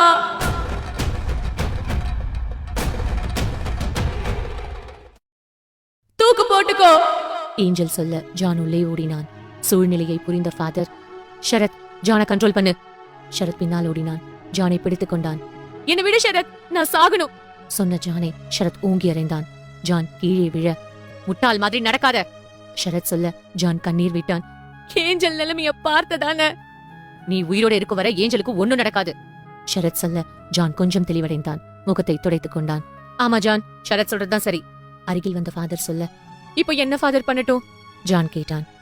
முதல்ல நீங்களும் உங்க பொண்ணு மட்டும் இங்க இருந்தா போதும். மத்த எல்லாரையும் வீட்டை விட்டு அனுப்புங்க. வேற எங்கேயாவது தங்க வைங்க. சரி ஃபாதர். விக்டர் என்ன பண்ணணும்னு சொல்லுவான். ஃபாதர் சொல்ல விக்டர் அருகில் வந்தான். சொன்னான், ஹாலில் ஒரு வட்டம் வரைவேன். அதுல நீங்க உட்காரணும். உங்களை பழிவாங்க 2 ஆத்மாக்களும் அங்க வரும். ஒண்ணு உங்க பொண்ணு மேல இருக்கும் தென்றல். அதுக்கு உடம்பு இருக்கு, மத்ததுக்கு உடம்பு இல்ல. உடம்பு இருக்கிற ஆத்மா உங்க பக்கத்துல வருவது உங்களுக்கு தெரியும், உங்களால பார்க்க முடியும். உடம்பு இல்லாத ஆத்மா உங்களுக்கு பக்கத்துல இருந்தாலும் நீங்க பார்க்க முடியாது. ஆனா நாம பேச போவது அந்த உடம்பு இல்லாத ஆத்மா கூட தான். உங்களை கொல்ல உங்க பொண்ணு வட்டத்துக்குள்ள வரும். அது வட்டத்துக்குள்ள வரும்போது நீங்க வெளியே வந்துடுங்க. வட்டத்துக்கு வெளியே நீங்க போகும்போது உங்களை பிடிக்கிறதுக்கு உங்க பொண்ணு முயற்சி பண்ணுவா. ஆனா உங்க பொண்ணு வட்டத்தை விட்டு வெளியே வராம இருக்க எங்களாலான எல்லா முயற்சியும் நாங்க செய்வோம். ஒருவேளை உங்க பொண்ணு வட்டத்தை விட்டு வெளியே வந்துச்சுன்னா எங்களால அதை கட்டுப்படுத்த முடியாது. அப்போ ஒரு நிமிடம் மௌனத்திற்கு பின் தொடர்ந்தான் விக்டர். உங்களுக்கே புரியும்னு நினைக்கிறேன் விக்டர் சொல்ல ஜான் தலையசைத்தான். Rosy, Victoria, Princy, Nirmala, Christy ஐவரையும் அங்கிருந்து கிளம்ப வைத்தனர். என்னால முடியாது, நான் இங்கேயே இருக்க. என் பொண்ணுக்கு ஏதாவது ஆச்சுன்னா நானும் செத்துடுறேன் நிர்மலா கதறினாள். ஜான் சமாதானப்படுத்தினான். என்ன நம்பு நிர்மலா, நம்ம பொண்ணுக்கு ஒண்ணும் நடக்காது. ஜான் அவளை வலுக்கட்டாயமாக காரில் ஏற்றினான். கார் கிளம்பியது. ஃபாதர் பெர்னாண்டஸ் எல்லாரையும் பார்த்தார். நேரம் ஆயிட்டே இருக்கு, சீக்கிரம். Okay father. விக்டர் தன் பொருட்கள் எல்லாம் எடுத்துக்கொண்டு வந்து வைத்தான். ஃபாதர் ஒரு குடுவையில் இருந்த நீரை எல்லா இடங்களிலும் தெளித்தார். விக்டர் ஒரு பெரிய வட்டம் ஒன்றை வரைந்தான். உள்ளே ஒரு மனித எலும்பை கொண்டு வந்து வைத்தான். அதன் மேல் கருப்பாய் ஒரு பொடியை கொண்டு வந்து பூசினான். வட்டத்திலிருந்து கொஞ்சம் தள்ளி ஓஜா பொருடை வைத்தான். கழுத்தில் இருந்த தன் சிலுவையை தொட்டு கும்பிட்டான். ஃபாதர், நான் ரெடி விக்டர் சொல்ல ஃபாதர் மனதில் ஜெபித்தார். சரி என்பதாய் தலையாட்டினார். விக்டர் ஜானை பார்க்க ஜான் வட்டத்தின் நடுவில் வந்து அமர்ந்தான். ஷரத் எல்லாவற்றையும் பதட்டத்துடன் பார்த்திருந்தான். விக்டர் ஓஜா போர்டின் முன் அமர்ந்தான். இங்கு இடைநிலையில் இருக்கும் ஆத்மா இங்கே வரணும். வாய் மெதுவாய் ஏதோ ஜெபிக்க மெழுகுவர்த்தி ஏற்றினான். இடைவிடாது ஜெபித்தான். மெழுகுவர்த்திக்கு ஒன்றும் ஆகவில்லை. விக்டர் திகப்பாய் பார்க்க ஃபாதர் காத்திரு என்பதாய் செய்கை காட்டினார். விக்டர் தன் ஜெபத்தை தொடர்ந்தான். ஏஞ்சல் மெதுவாய் உள்ளே வந்தாள். எல்லோரையும் பார்த்தாள். அப்பா! ஏஞ்சலின் குரல் கேட்ட ஜான் தன்னிலை மறந்தான். எந்த காரணத்தை வச்சு ஏஞ்சல் உள்ள வராம நீங்க வட்டத்தை விட்டு வெளியே வராதீங்க. அப்படி எதுவும் நடந்தா எல்லாருக்கும் ஆபத்து. விக்டர் சொன்னதை மறந்தான். என்னம்மா? வெளியில் ஒரு காலை வைத்து மறு காலை எடுத்து வைக்க முயல எல்லோரும் பதறிப்போய் பார்க்க ஷரத் ஓடி வந்து அவனை வட்டத்தில் தள்ளினான். ஏஞ்சல் ஷரத்தை பார்த்த பார்வையில் கோபம் கொப்பளித்தது. டீச்சர், இவன் நமக்கு தடையா இருக்கான். ஏஞ்சலின் குரல் கிரீச்சிட ஷரத் உறைந்தான். அவன் முன் புகையாய் அந்த உருவம் நின்றது. ஃபாதரின் குரல் நடுங்கியது. தன் ஜெபத்தை தொடர்ந்தார். ஏஞ்சல் எல்லோரையும் பார்த்தாள். புன்னகைத்தாள். டீச்சர், இங்க இருக்க வேண்டாம், எங்கேயாவது போலாம் ஏஞ்சல் கத்தினாள். அதே நேரத்தில் ஏற்கனவே பேசி வைத்தபடி ஏஞ்சல் உள்ளே நுழைந்தவுடன் வெளிக்கதவை வெளிப்புறமாக தாழிட்டான் டேவிட். புகை ஷரத்தை சூழ்ந்த அதே நேரம் விக்டர் தன் முன்னிருந்த பொம்மையை இறுக்கி பிடித்தான். ஏஞ்சலின் பார்வை ஜான் மேல் திரும்பியது. வட்டத்திற்குள் எதிர்பாராத நேரத்தில் பாய்ந்தாள். அவள் கைகள் ஜானின் குரல் வலையை பிடிக்க முயல ஜான் கடைசி நொடியில் விலகி வட்டத்திற்குள் வெளியே விழுந்தான். அப்பா, அப்பா! ஏஞ்சலின் குரல் எல்லா திசைகளிலும் எதிரொலித்தது. அந்த நேரத்தில் விக்டர் முன் இருந்த மெழுகுவர்த்தி அணைந்தது. ஓஜா போர்டு அசைந்தது. விக்டர் எச்சரிக்கையானான். யார் நீ? மௌனம். யார் நீ? மீண்டும் மௌனம். சொல்லாம இங்க இருந்து போக முடியாது. மேரி! தகரத்தை அறுப்பது போன்ற குரல் கேட்டது. இங்க எதுக்கு வந்திருக்க? என் குழந்தைக்காக. யார் உன் குழந்தை? தென்றல். அவளை கூப்பிட்டு போ. இல்ல, அவ வரமாட்டா. ஏன்? அவனை கொல்லாம வரமாட்டா. அது அவளால முடியுமா? விக்டர் கேட்க ஏஞ்சல் வட்டத்திலிருந்து எழுந்தாள். விக்டரை உக்கிரமாய் பார்த்தாள். உன் குழந்தைய கூப்பிட்டு போ சொன்ன விக்டர் மண்டை ஓடு ஒன்றை எடுத்தான். இல்லனா நீ மட்டும் கிளம்பு. ஏஞ்சல் கத்தினாள். டீச்சர், வேணா, விட்டுட்டு போகாதீங்க, கூடவே ஈவிங்க. விக்டர் கேட்டான். திரும்ப பிறவி எடுக்க நீ செய்யும் பாவம் தடுக்கும்னு உனக்கு தெரியுமா தெரியாதா? மௌனம். மேரி, இங்க இருந்து போ. விக்டர் சிலுவை கையில் வைத்தபடி சொல்ல உருவம் தயங்கியது. வெள்ள புகை கலைந்தாற்போல் எல்லோருக்கும் தோன்ற ஏஞ்சல் அழுதாள், கத்தினாள். டீச்சர், நான் பாவம், விட்டுட்டு போகாதீங்க டீச்சர், எனக்குன்னு நீங்க தான் இருக்கீங்க. கதறிய ஏஞ்சலை பார்த்த ஃபாதர் கலங்கினார். ஜானின் விழிகள் கண்ணீர் சிந்தன. ஷரத் நம்ப முடியாமல் பார்த்தான். புகை முழுவதும் கலைந்து விட ஏஞ்சல் சரிந்து விழுந்தாள். ஏஞ்சல்!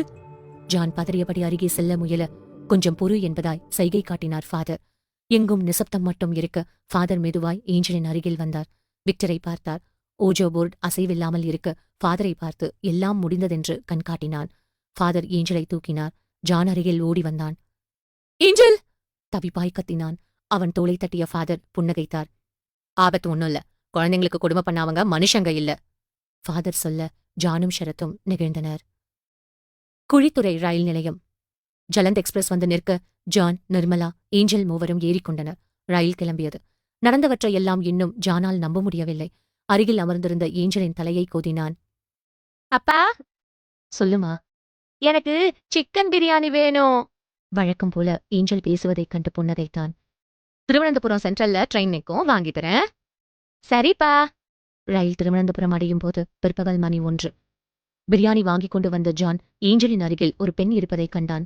ஜானை பார்த்தவள் எழ முயல, பரவாயில்ல, உட்காருங்க சொன்னவனிடம், பொண்ணு ரொம்ப கியூட் சொன்னாள்.